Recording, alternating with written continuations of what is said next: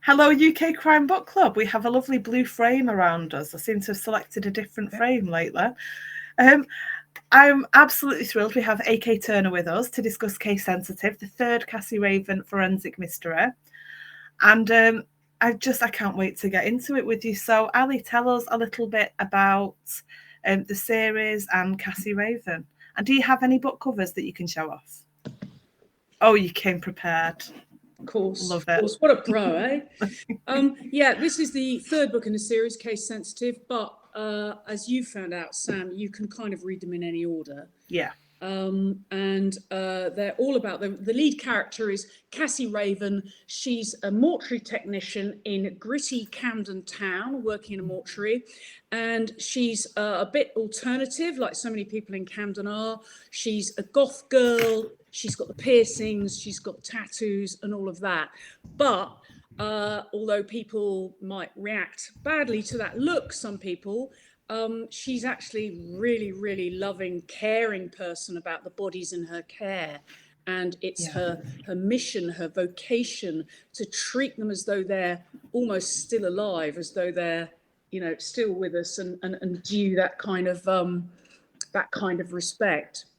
And she, so I need to say a bit really about, if I can, about... whatever you want, this is your hour. So what people don't understand, I think, and certainly I didn't, was there's a difference between a routine post-mortem, which is a medical post-mortem. Why did this person, drop down? Was it a stroke? Was it a heart attack? If they've got no medical history to explain it.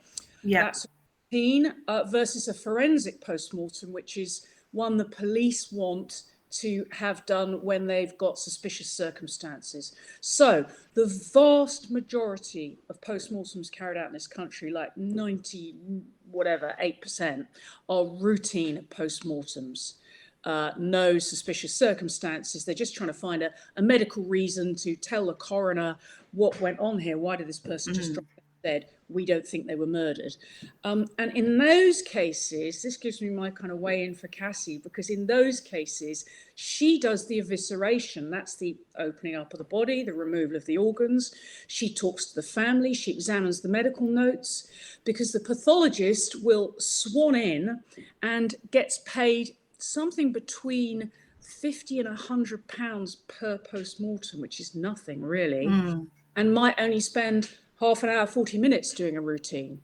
And it has been said in various surveys of the process that the police, well, not the police, but pathologists, that police don't necessarily always recognise what is dodgy, what is potentially a homicide when they find a body, and pathologists can't always find a cause of death that suggests foul play, because it's harder than you think.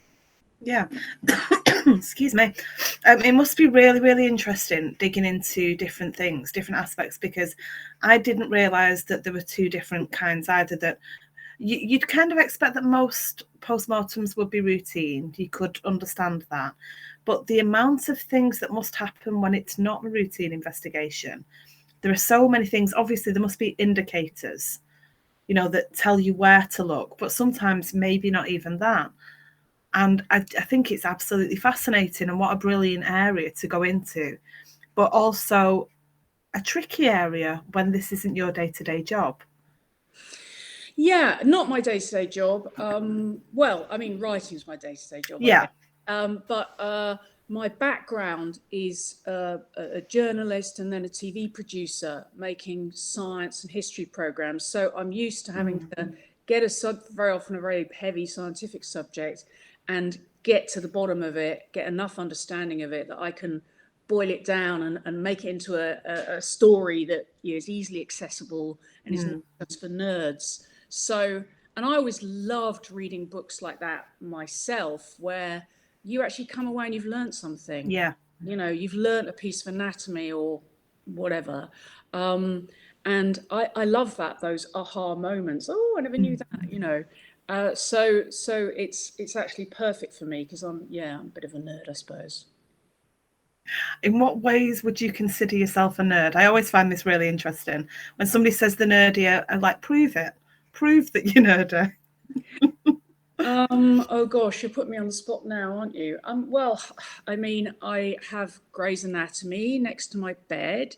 I have Knight's Forensic Pathology on my laptop, and sometimes I'll just go like, hemiplegic migraine, for instance, and that's interesting. Look it Yeah. up, and by looking it up, by the research, people go like, "Oh, research must be a real bore." No, research is Fascinating. completely inspirational. Yeah. So it's not just fascinating, it's you go like, oh, so if I make it like that, then that could be a twist in the plot there. And then, of course, I have a sort of, I'm very lucky to have a kind of panel of experts who are, I've got a ex-murder detective, a mortuary technician called Barbara Peters, shout out for her, she's been brilliant. A pathologist called Nick Shaston, a crime scene manager, and a coroner. They're all the people that I can call on to check stuff out, because sometimes if you're reading some enormous study on, I don't know, let's say, falls from height, which is something I'm researching for my current book, and the kind of injuries you get in a fall from height and the different kinds of accidental fall versus push.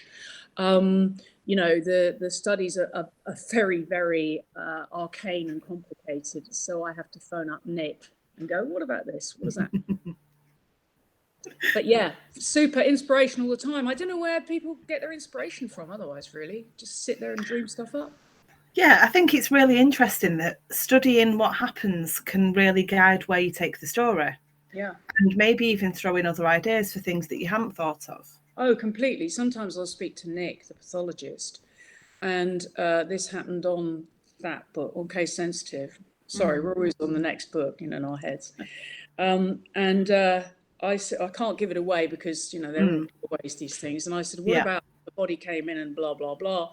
And she said, oh, but it would be even better if it was like da, da, da. And I went, oh my God, that's brilliant, but I don't necessarily have the knowledge to do that off the top of my head. I have to brainstorm with her. And we have, I often take, because she lives relatively locally to me, we often have dinner together. And we're discussing some pretty gross things over dinner. And I do sometimes wonder if the people around us are listening and kind of shrinking away from these grisly details of a post-mortem. But okay. I do find it quite funny that these days there's not much that will, if I'm sat reading while I'm having lunch and these scenes come up, I'm just kind of eating lunch. It's just, it's fine. But yours is slightly different because you're hearing real things for the research and I'm reading fictional things. Yeah. But I mean, I think also it's worth pointing out that a lot of people said before reading the books, oh, I don't really like grisly things. But actually, as you know, it's not like that. It's not grisly, no. It's very matter of fact. Yeah, that's exactly the way I was going to describe it, very matter of fact. And someone, I go to France because I'm published there. What a terrible chore. And at one of the festivals, one of the people who'd read the book said to me, and the question was translated for me, obviously, she said, well, not a question, she said, reading your books has made me less frightened of death.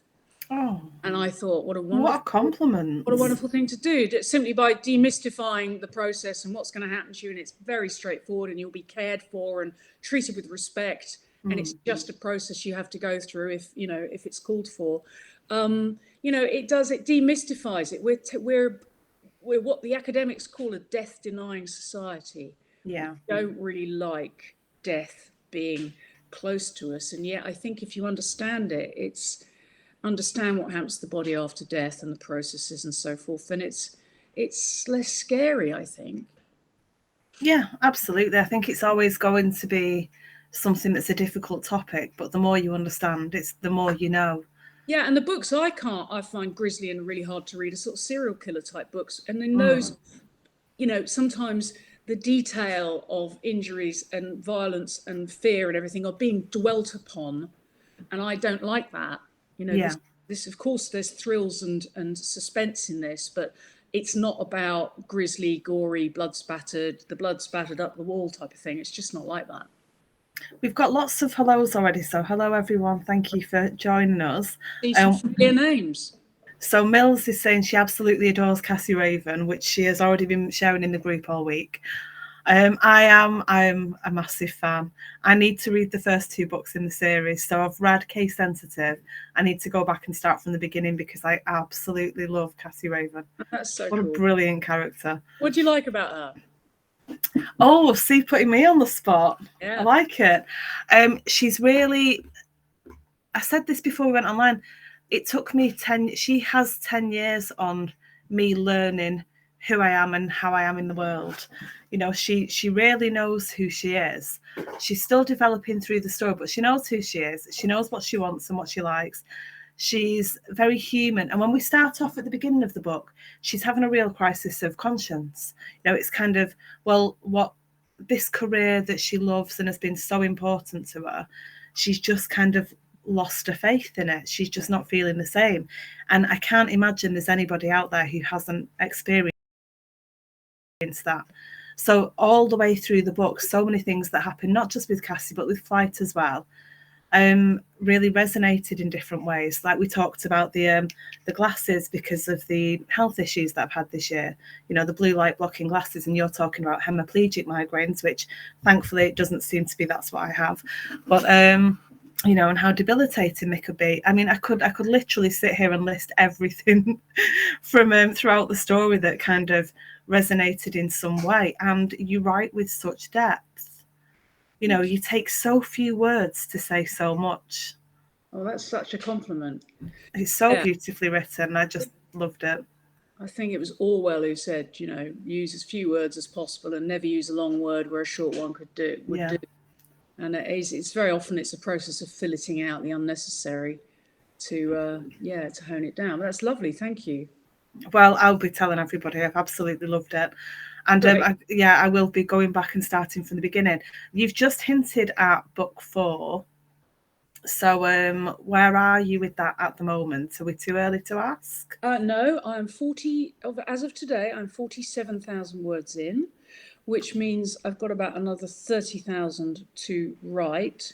And it's been a bit of a hill to climb as ever, but I now feel like I know, you know, where it's going.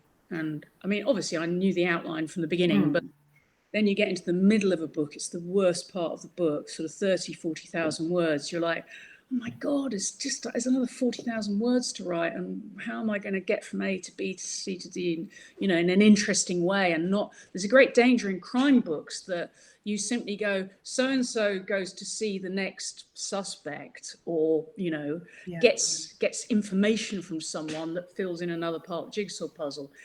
Next chapter, same thing happens again. And you've got to constantly be, I think it was, God, what's his name? Raymond Chandler, who's my absolute hero, said, when a story's flagging or you're not sure where it's going, have a man walk into the room with a gun.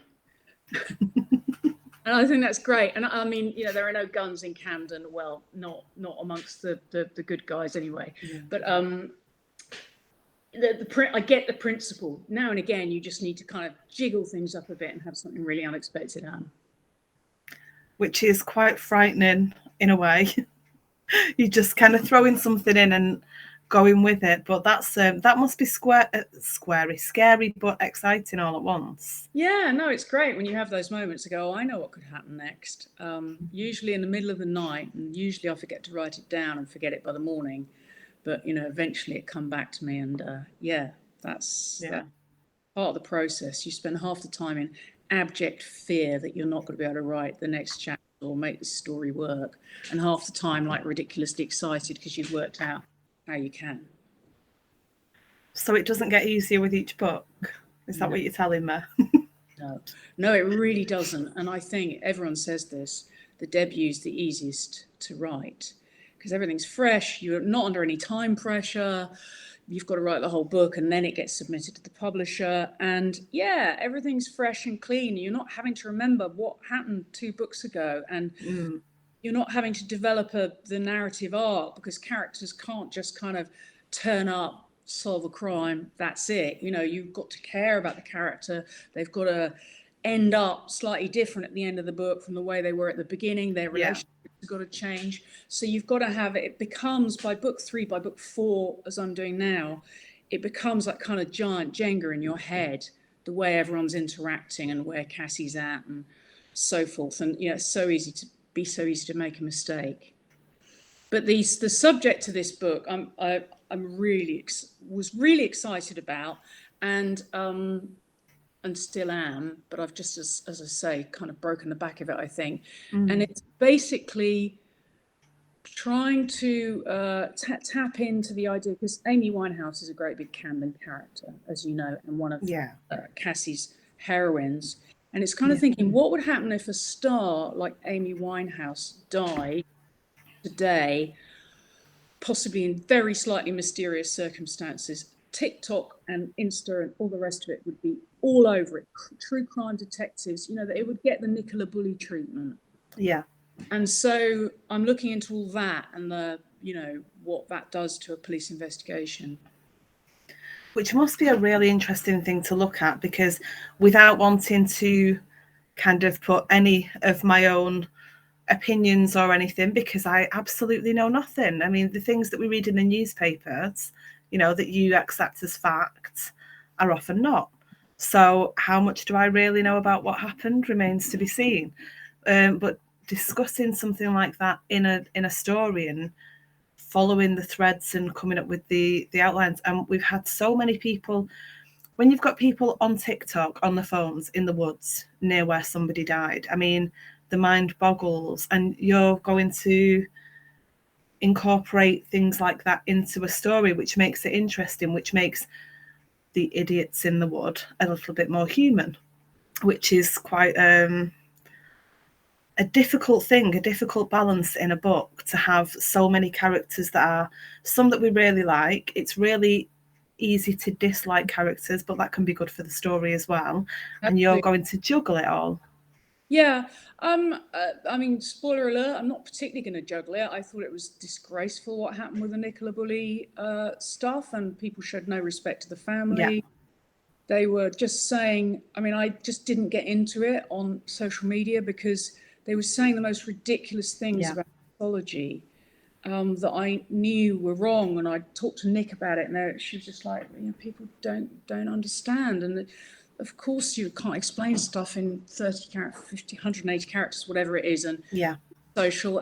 But they're not trying to understand it really. They just like the buzz of a potential conspiracy theory or some terrible, and we know there are terrible oversights by the police, because book 3 is sort of about police bad behavior. I'm not sort of whitewashing the police, but a bunch of detectives on a big case like that are going to do a very thorough job.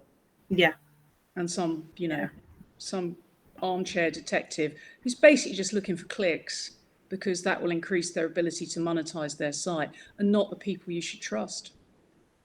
There was a really brilliant book that I read recently, Heather Critchlow. I believe the title of it when it came out was it Unsolved or Unspoken? I'm sure somebody will tell me.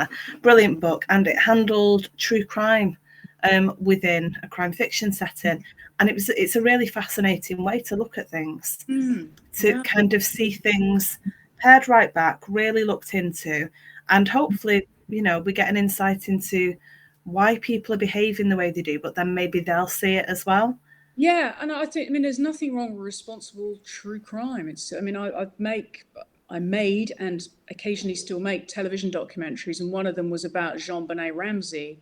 Yeah, horrifying case. Horrifying case, but we found like really brilliant files. I won't go into the story here, but it was all very rigorously researched, and everything you do when you're a responsible TV documentary producer or a journalist is you double source everything, you double check everything. You're not sticking your neck out, you're not making some casual assertion you can't back up, and that's and that's the standard that people need to adhere to.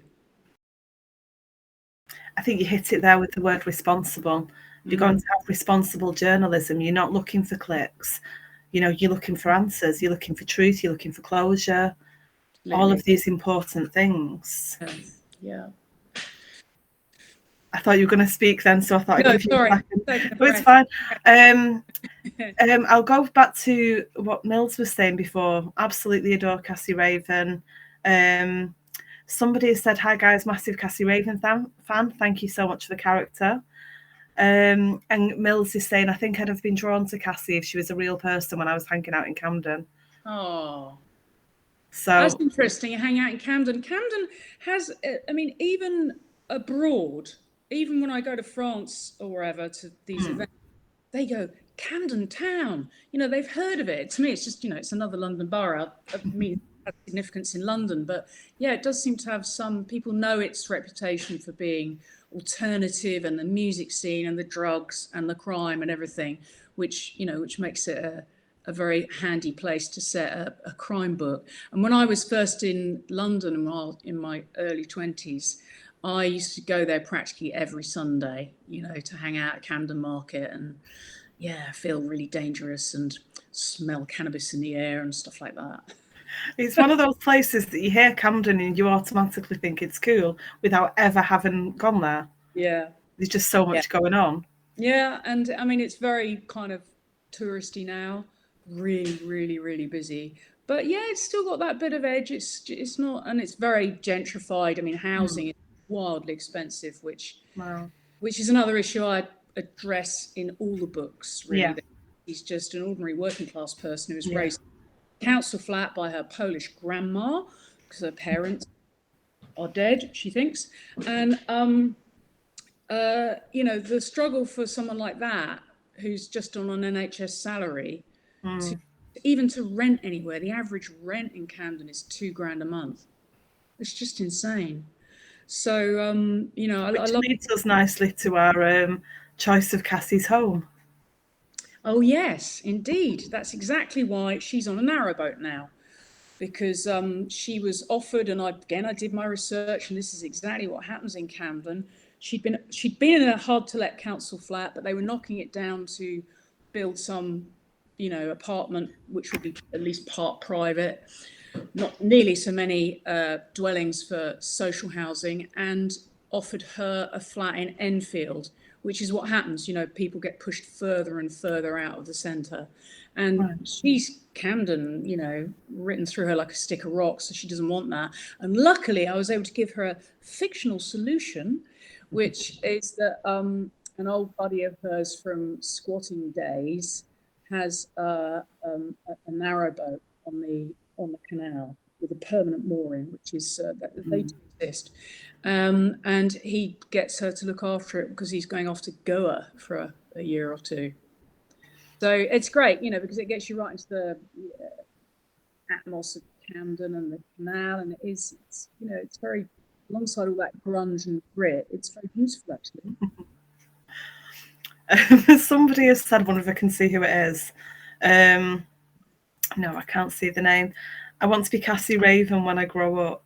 But it just says Facebook user. Yeah, I've heard that before. People really seem to, or they say, I really want to meet Cassie for a drink. We just have a good time. Yeah, well, they better be able to handle their vodka if they do that. Don't think I can handle my vodka.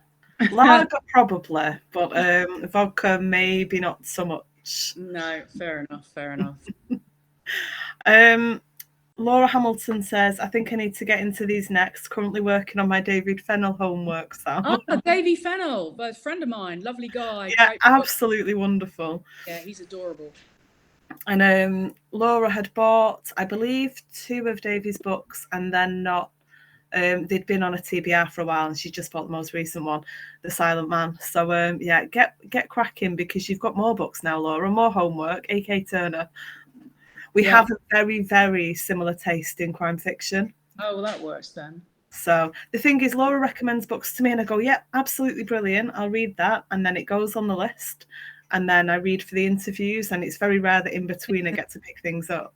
Well, tell me about it, because, you know, today I spent, I think, probably 8 hours solid writing. And after that, the last thing I'm going to do in the evening is read crime. Or read anything, to be honest. So, you know, I'll just, you know, Netflix and chill.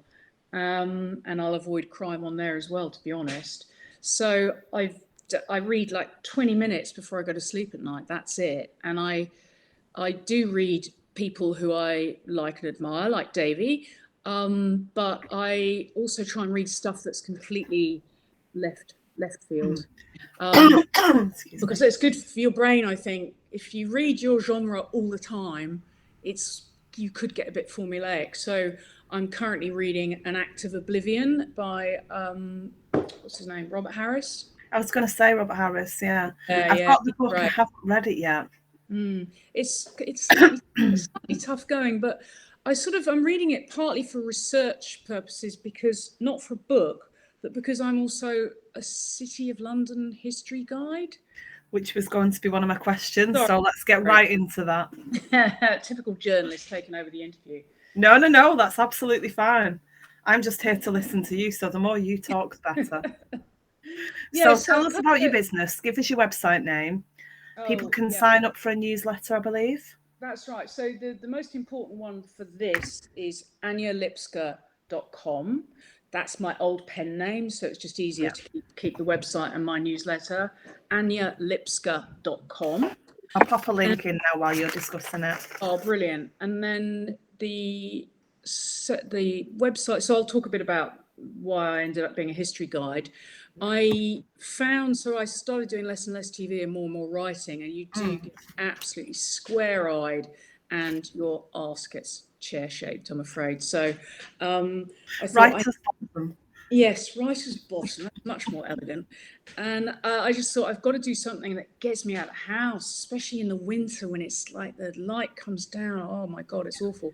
So I did, just before the pandemic, I did a City of London, which is the original ancient bit of the city, the ancient bit of the square mile.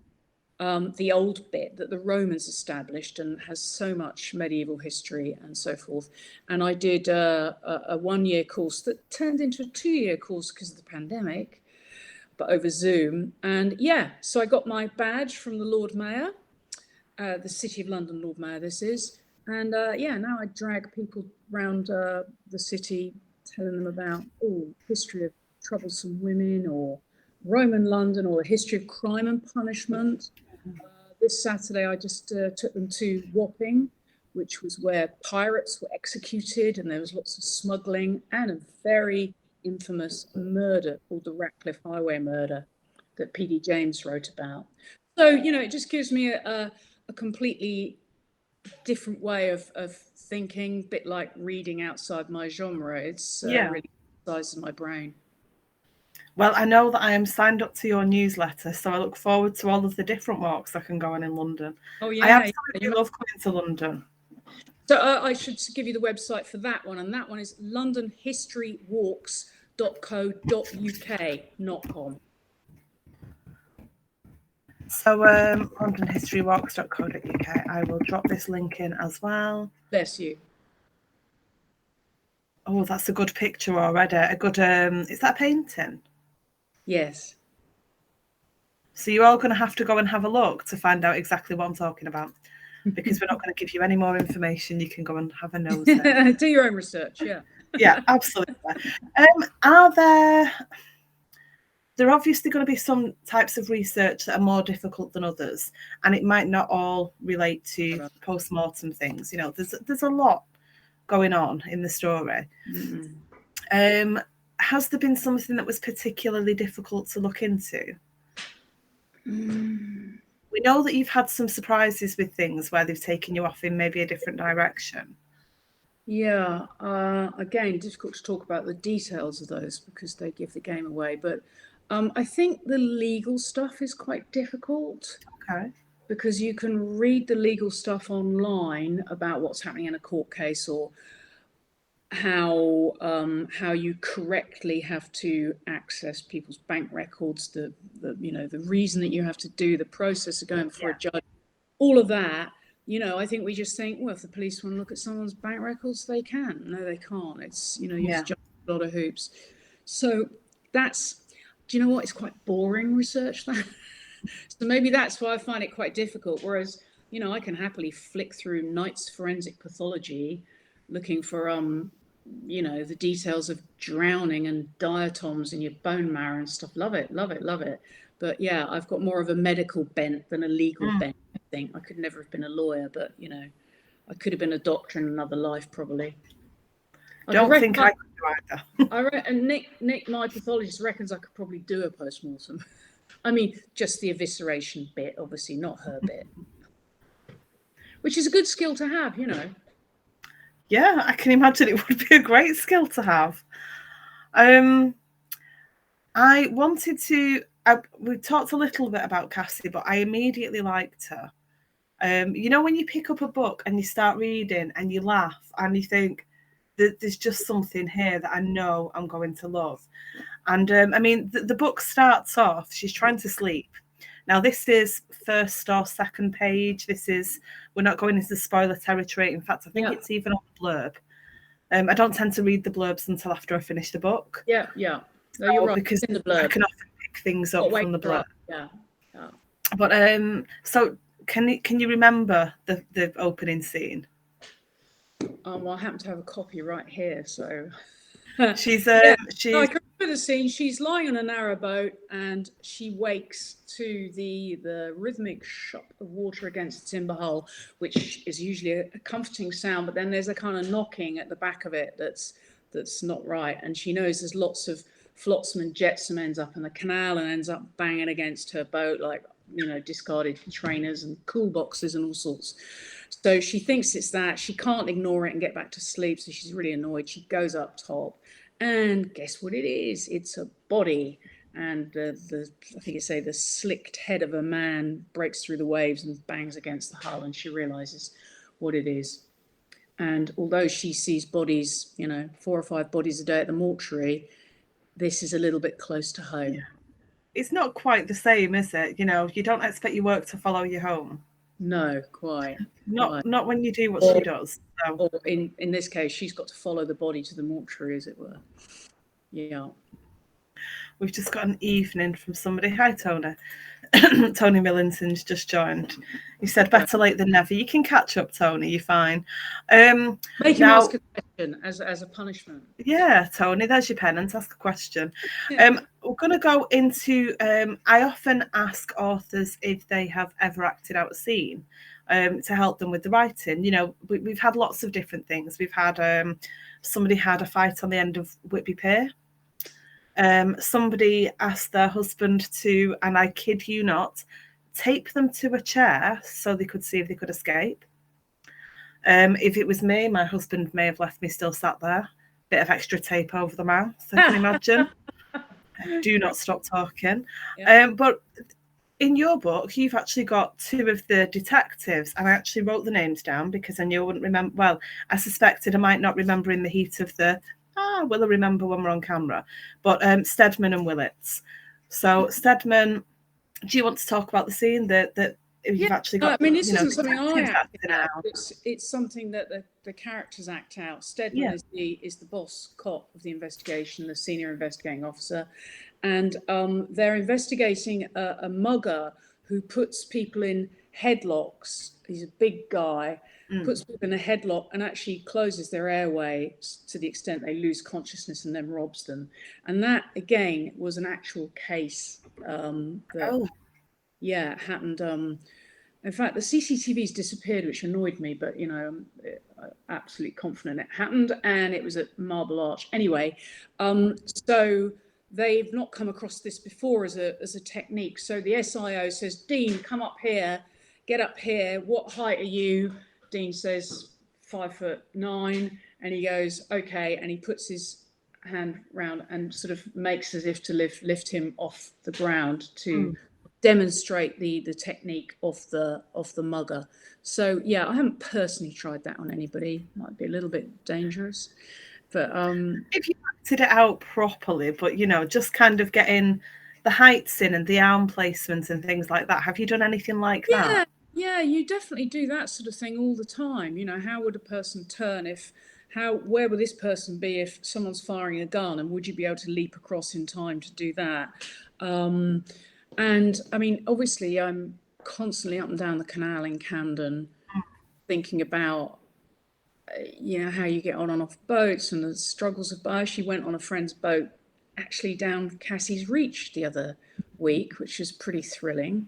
because you have to go on a boat to get a sense of the height of the ceiling, the constraints of it, the smells of it, the bird sounds, and all the rest of it. So, yeah, do my research in that way. I'll carry on thinking about what I've acted out anything more intriguing than that. I can't think off the top of my head. So when does book 4 actually come out? Do you have a deadline for it yet? Oh, I have a deadline, all right. Yeah. Even as I said that, that's a stupid question. Do you have a deadline? My deadline's kind of the end of the year for the final draft, but that probably means it won't be out till July again, like this one, because I never get my head around quite how long publishing schedules are, but they are long. And there'll be a process whereby I keep getting the book back to proofread, to copy edit, to make sure everything's okay. And yeah, it all just takes a hell of a long time. So yeah, next July is what we're shooting for. I'm thinking again about the different things that happen during autopsies, because it was something I thought a lot about. And then obviously you've said the difference between a medical and a forensic. So there's a million questions going through my head about it. There must be, I don't know if you'd actually know this or whether we need to get one of our other experts in, but it might be something you've covered. At what point does it become, if somebody is pulled from a canal, for example, at what point do they know that there's something not right, or there's something that's, at what point do they go from suspecting an accident to something more sinister?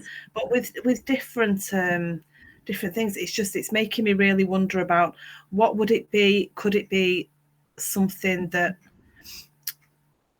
it's because I want to say this without saying something that I shouldn't. Yeah, okay, so don't say it. But well, let me speak to that. So let's take the example of someone is dragged out of the canal, presumed drowned. Then they would probably think, well, who is it? If it's a little old lady and she went in at sort of 2 a.m, they're going to go, well, what's that about? That's a bit unusual. If it's a young man who's been out drinking, they look into where he's been, and his friends might say, yeah, he was really stinking drunk when he left. And there's a thing that my mortuary technician told me, which is actually called death by urination. So a guy who stands on the edge of the canal to have a wee because he's very, very drunk, and you're very, very drunk standing on the edge of the canal, not a great idea. And then poof, in you go. Either you hit your head going down, or the shock of the cold makes you breathe in. You know, people can't swim, hard to get out of canals because they're embanked. Often, you know, you just can't get out. So that they would sort of look to rule that out, I guess, to rule out an accident. But if there was anything funny about it, if he had pre-mortem injuries, they can tell the difference between pre-mortem and post-mortem injuries. If he had a knock on the back of the head, they're going to go, that's suspicious. They're going to take his bloods and see if there's any drug use, alcohol use. They're going to look for obviously any physical signs of strangulation or anything like that. And they're going to try to find out if he was alive at the point he went into the water. That's the crucial thing, obviously. And that's not as easy as you think. There's lots of really, really arcane and expensive tests you can do. And I think I've said this in the book, none of them is conclusive. Yeah, you have said that in the book. Yeah, because you can have water in your lungs because you've been in the canal. It doesn't mean that you've drowned. So there's all of that. And then there's the investigation that the police will do. Then they'll look at his history, they'll look at his phone, they'll talk to his friends, because they might go, it could be a suicide, for instance. So they will do their investigation. Now, if they find out, let's say, oh yeah, we saw him talking to that bloke in the pub, the one he owes a lot of money to, police are going to want to question that guy, and maybe there is a bruise on the guy or something that's a little bit iffy. The pathologist would then say, look, you're telling me there's a bit of possible foul play here. There is a bruise. You need to ask the coroner for forensic post-mortem. Yeah. And that's called, when they say got the guy who he owes money to, that's called having a line of inquiry. So if the police have a line of inquiry, they will ask the coroner for a forensic post-mortem. And then the police have to pay for that. And that can cost, so I said a routine post-mortem's varies area to area, but it's anything between 50 and 100. It's really not very much. A forensic post-mortem can cost up to 4,000. Wow. So that is why people sort of think, well, why doesn't everyone get a proper post-mortem? Because, it can take 6 hours and lots of different tests. And very often they will actually take the skin off certain areas of the body to see if there's subcutaneous injuries that you can't see on the top. Wow. Yeah. So very different animal. Was there anything that I find when I watch TV, obviously I've watched a lot of crime stuff on TV over the years, and you watch different dramas and then you don't realise until, for quite some time afterwards, actually, that's not what happens. But I've seen that in 10 years worth of CSIs and, and God knows what else. Yeah, was there anything that really surprised you that you'd kind of thought was true that wasn't? Probably not, because I don't know, coming from a sort of sciencey journalism background, I suppose I'm a natural skeptic, and I know, I'm working in TV, I know how TV works. I know that they're going to drama it up, and it's very, sometimes you just go like, that wouldn't happen, would it? But particularly in the post-mortem pathology thing, what people in that world say is like, they just, silent witness. There's mainly about really watched it, but I do hear different things.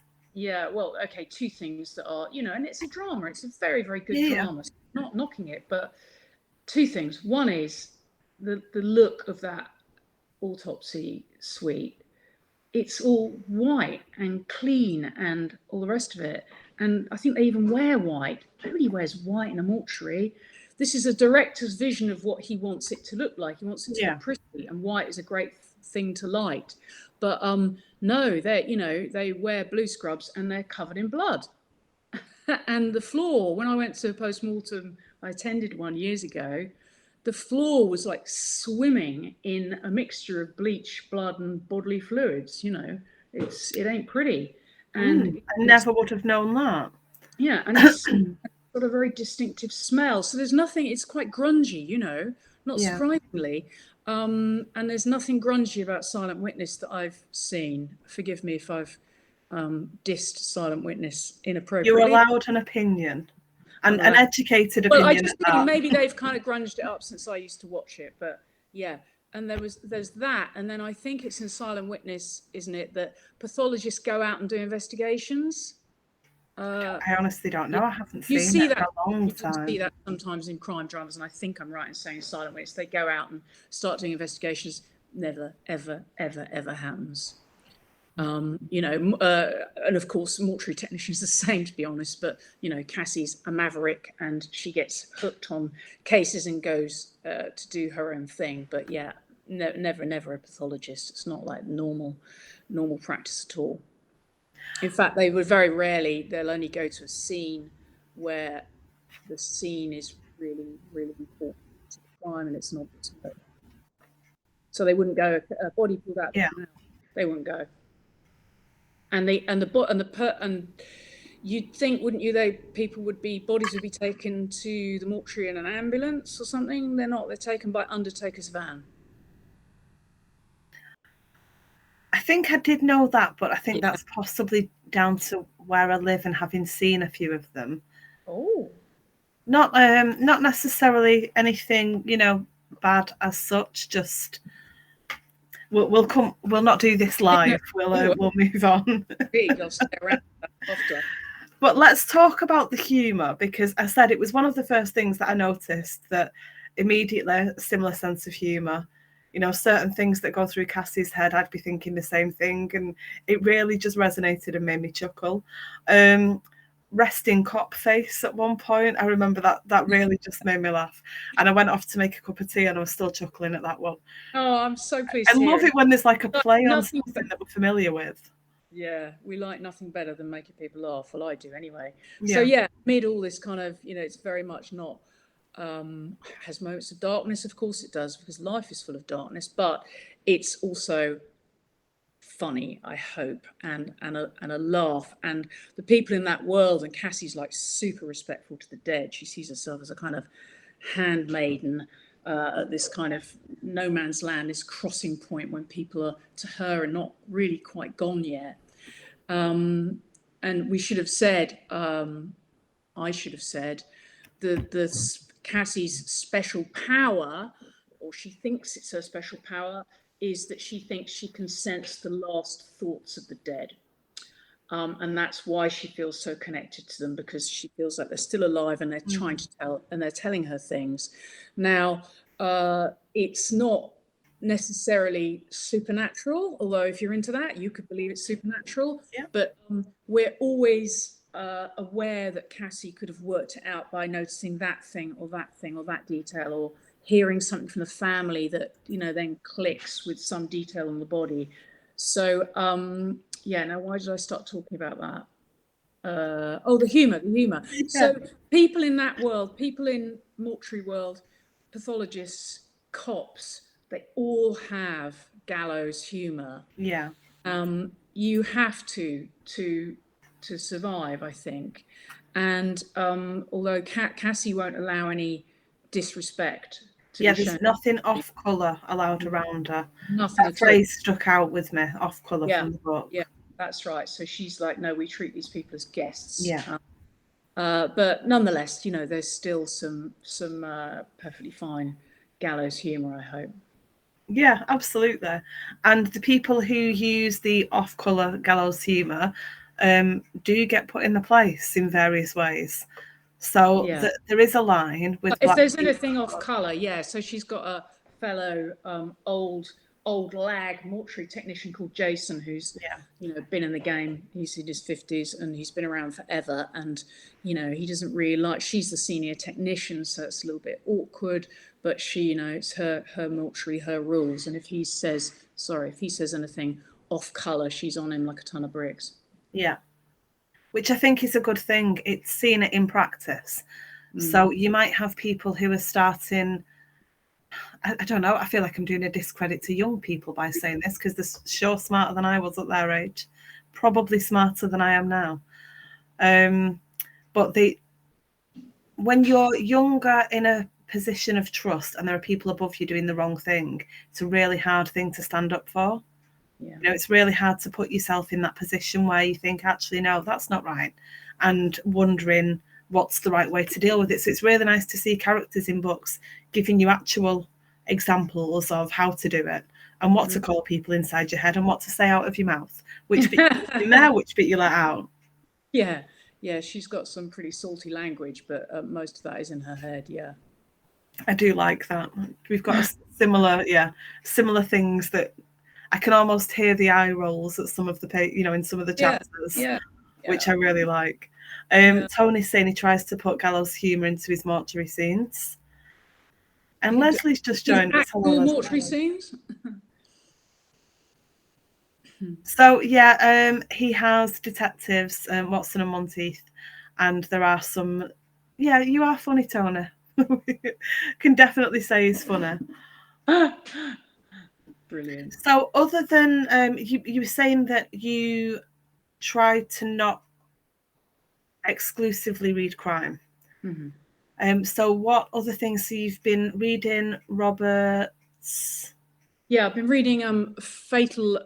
An Act of Oblivion. An Act of Oblivion, Robert Harris, which Thank you. Sort of feeds more into my other job, which is the history walks, because it's about the party that was sent to posse, if you like, that was sent across the Atlantic to find the final two men who'd signed the death warrant of King Charles, the first King Charles, obviously, who was beheaded.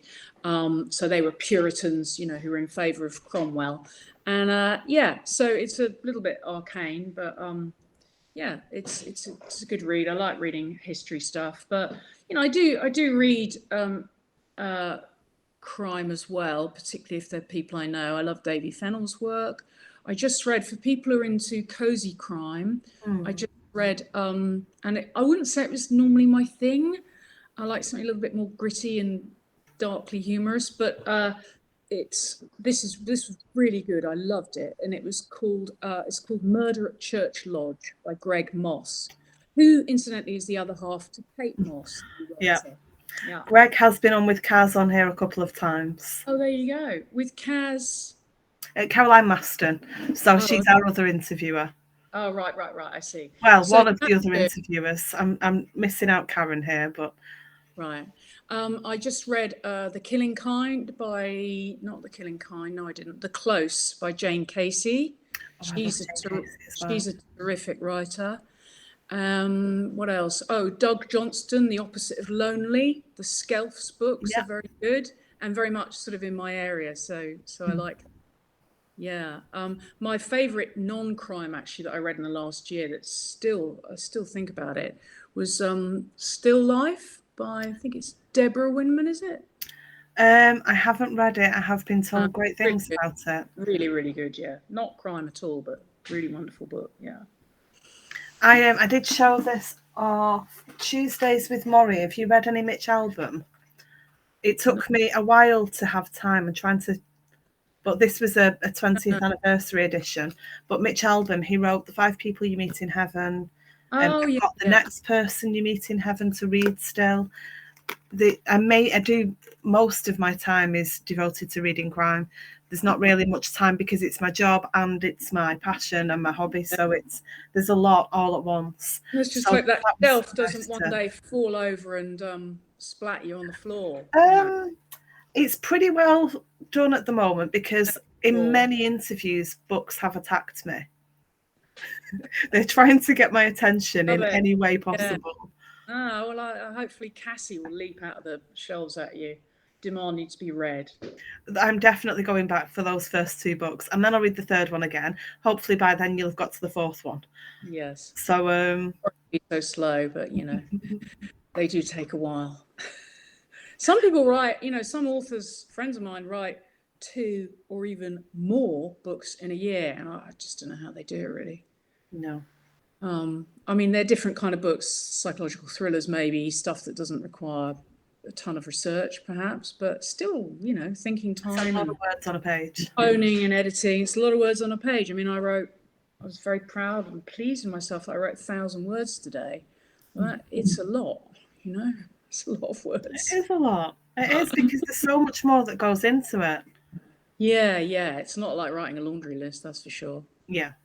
Laura Hamilton says, Claude, the parrot, made Still Life for me. Oh, yeah, it's great. And it's not Deborah Winman, it's somebody Winman. In case anyone looks it up, but Still Life is definitely the title. Yeah, that's great. Sarah Winman. Sarah Winman, there you go. Somebody said they've been watching a lot of quite a bit of true crime documentaries recently. Very interested in finding out what happens behind the big stories. And that's always the thing, isn't it? How much of what we see is accurate. I think that's why I prefer fiction to true crime. I think it's a lot easier for me to take my emotions out of it. Sometimes I do watch documentaries and it's a tricky one. You just have to choose your sources, really. I'm a bit suspicious of sort of podcasty type true crime stuff because they're making it to make a buck, to get clicks. And I think sometimes they leave out the inconvenient facts to make a better story. Like The Making of a Murderer became very controversial, the stuff that they left out. And I just think that if you're going to be, if you watch stuff on the BBC or ITV or Channel 4, you're going to be able to rely on that.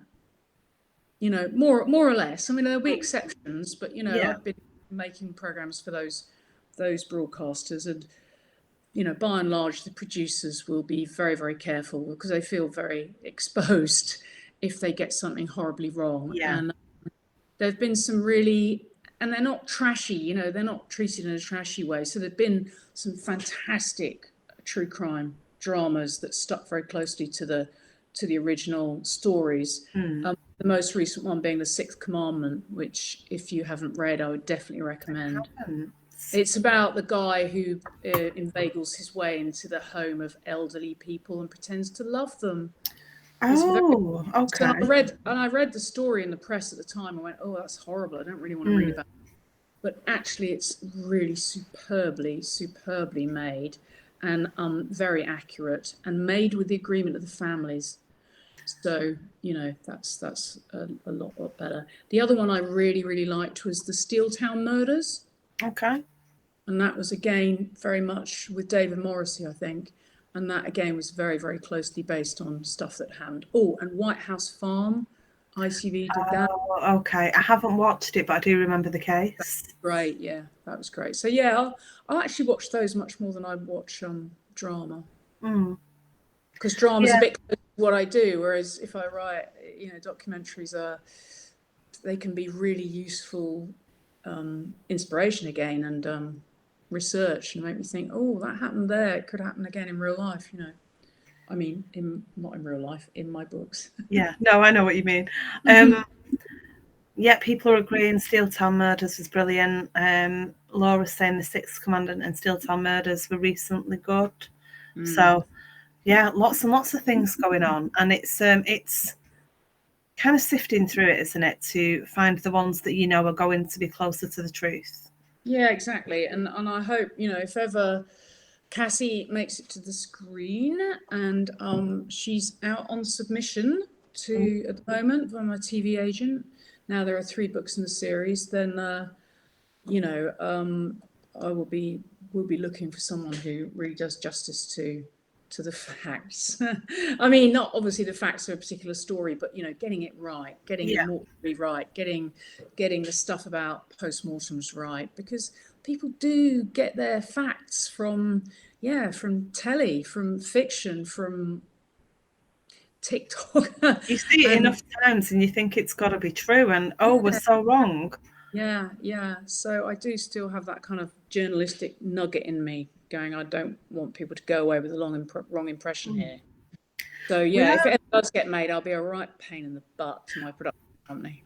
I was going to say, I mean, we are coming up to the end of the time, but I really want to know how much you obviously want the facts to be right. You want the details in that way to be right. What if they wanted to change other parts of the story?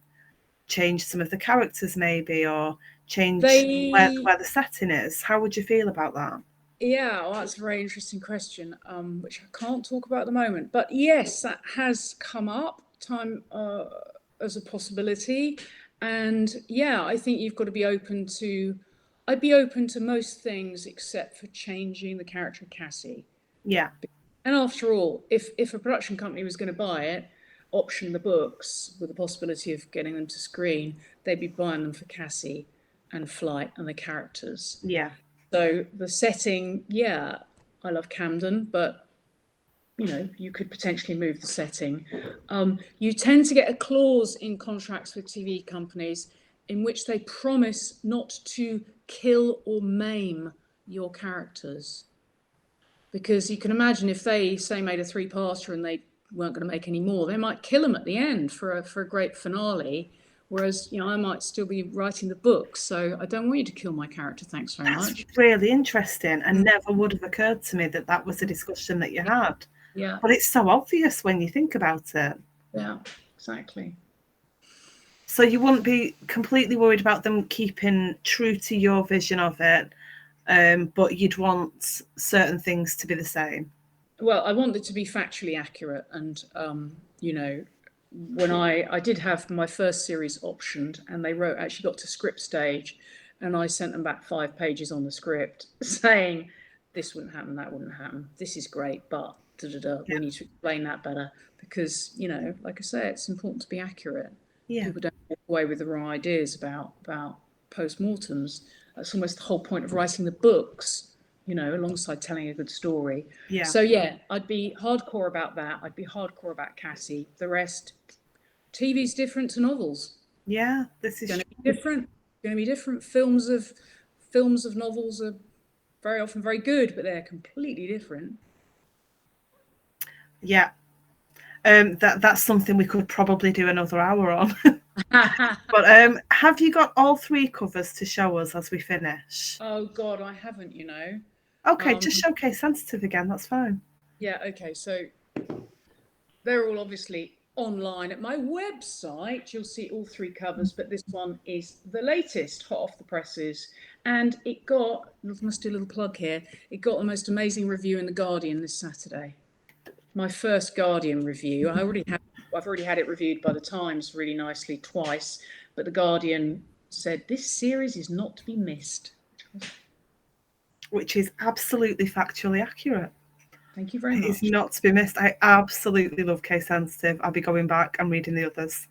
I've actually got a little bit of time off coming up, so that should be that'll be my carry on. Come on, you want, you know, stuff set in a mortuary, clearly, while you're lying by the pool. I can't think of anything better. I'm not a lying by the pool kind of person. I'm not a sun person. I'd probably be sat under the shade of the tree somewhere with a drink and keeping out of the sun. Definitely not a sun worshipper. I don't think I could be any paler if I tried. Oh well, mortuary, nice dark mortuary is perfect place for you. Maybe they'll just stick a chair in the corner for me to sit and read. Be fine. Yeah.